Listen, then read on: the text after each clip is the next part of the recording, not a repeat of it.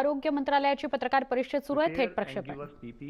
Those efforts are also now leading some good results, and I am hopeful that we will be able to manage the situation. Similarly, with respect to N95 masks also, we have been in touch with various buyers whom we have identified across the country. We are also coordinating with states in terms of ensuring that based on their demand, whatever support and facilitation needed to be done at the Government of India level, we are able to provide it to them. 156. मैं अशोक हूं और मेरा सवाल ma'am से है कि जैसे कि प्राइवेट एयरलाइंस ने भी ये ऑफर किए हैं कि जो माइग्रेंट्स अलग अलग राज्यों से जा रहे हैं, महानगरों से कहीं अपने गांव की तरफ बढ़ रहे हैं, अगर सरकार इजाज़त दे तो उनको हम अपने एयरलाइंस के थ्रू करेंगे. इंडिगो, स्पाइस एंड गो, ये 3 एयरलाइंस सामने आए हैं और ये अपील की है. क्या आने वाले टाइम में ये इनकी इजाज़त सरकार की तरफ से मिलेगी? जैसा आपको पता है, लॉकडाउन का मेन उद्देश्य ये है कि जो व्यक्ति जहां है वहीं रहे.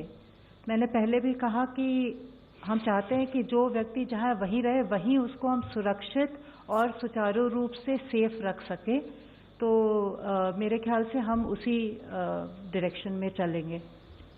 अभी हम ऑनलाइन क्वेश्चन ले लेते हैं. The cabinet secretary has flagged gaps in the surveillance of traveller who came back to India prior to March 5 when the universal screening began. How many such people are yet to be identified? There is a similar question. There is a possibility that there may be gaps in number of persons coming from abroad and number of persons being monitored. How to ensure that all persons are monitored properly? So what Cabinet Secretary has written the letter to the Chief Secretary which is being mentioned.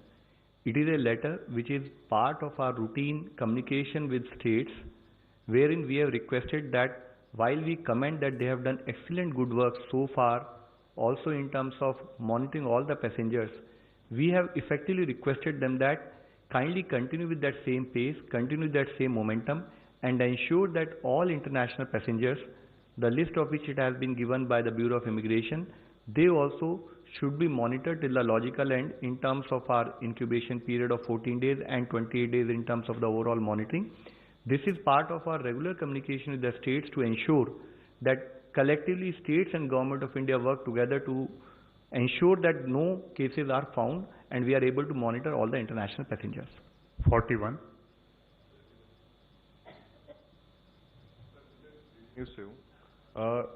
कितने राज्यों ने dedicated कोविड-19 के लिए अलग से अस्पताल बनाए और कितनी बेड कैपेसिटी है सबकी? देखिए, जैसे मैंने आपको कल बताया था कि हम स्टेट्स के साथ एक कंटिन्यूस कम्युनिकेशन अप्रोच से काम कर रहे हैं. जैसे जैसे सिचुएशन इवॉल्व हो रही है उसी हिसाब से गवर्नमेंट ऑफ इंडिया और स्टेट्स का रेस्पॉन्स बढ़ता जा रहा है. तो जैसे कल मैंने आपकी नॉलेज में लाया था कि 17 स्टेट्स में ऑलरेडी कोविड-19 डेडिकेटेड हॉस्पिटल या ब्लॉक्स बनाने का कार्यक्रम शुरू हो चुका है. और उसी के तहत ही जब हम अभी बात कर रहे हैं तो हमारे स्वास्थ्य मंत्रालय में सारे स्टेट के एमडी, एनएचएम्स और गवर्नमेंट ऑफिशियल के साथ एक और डिटेल डिस्कशन वीडियो कॉन्फ्रेंस चल रही है कि जिन स्टेट्स ने अब तक आइडेंटिफाई कर लिया है उसको वो कैसे इक्विप करें और एडिशनल स्टेट्स कैसे और एडिशनल ब्लॉक्स और एडिशनल हॉस्पिटल्स को उस कोविड डेडिकेटेड 19 हॉस्पिटल के रूप में तैयार कर सकें.